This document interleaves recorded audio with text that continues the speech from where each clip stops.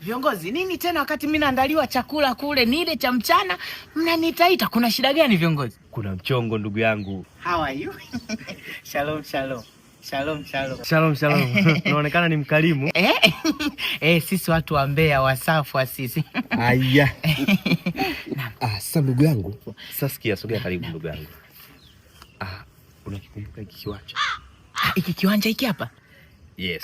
Kiwanja kina migogoro hiki, unasikia kiongozi? Mpaka serikali kaingilia kati. Hiki kiwanja hakiuzwi. Miaka 4 saizi inaenda. Kiwanja hakiuzwi.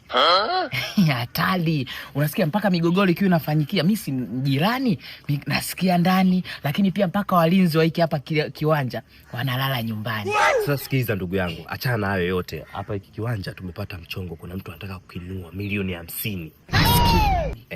Sasa tunataka tumuuzie hiki kiwanja. Kwa hiyo wewe yako unachukua 5. Yaani katika milioni 50 yangu milioni 5. Milioni 5. Naombeni mniache. Njoo basi. 10 basi. Hapo sawa. Hapo tutaenda njia sawa. Mkienda Galilaya nipo. Mkienda Yerusalemu nipo. Hapo sawa kiongozi. Sawa. Sasa ndugu yangu, sisi hapa hao wateja ni wanawake. Hao wawili. Sasa walichokuwa wanahitaji wapate mwenyeji wa hili eneo awepo pia wakati awepo wakati tunamuuzia kiwanja. Sisi hapa tunachohitaji wewe uparticipate vizuri. Ongea Kiswahili. Ujihusishe vizuri.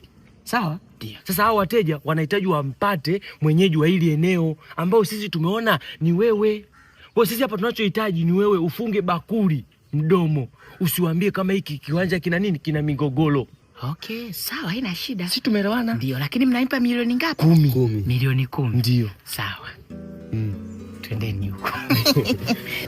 Na matatizo? Haya. Shoga yangu, kiwanja ni kikubwa, ni kizuri. Alafu umepangana matajiri wote. Wewe upo katikati. Yaani nakwambia shoga yangu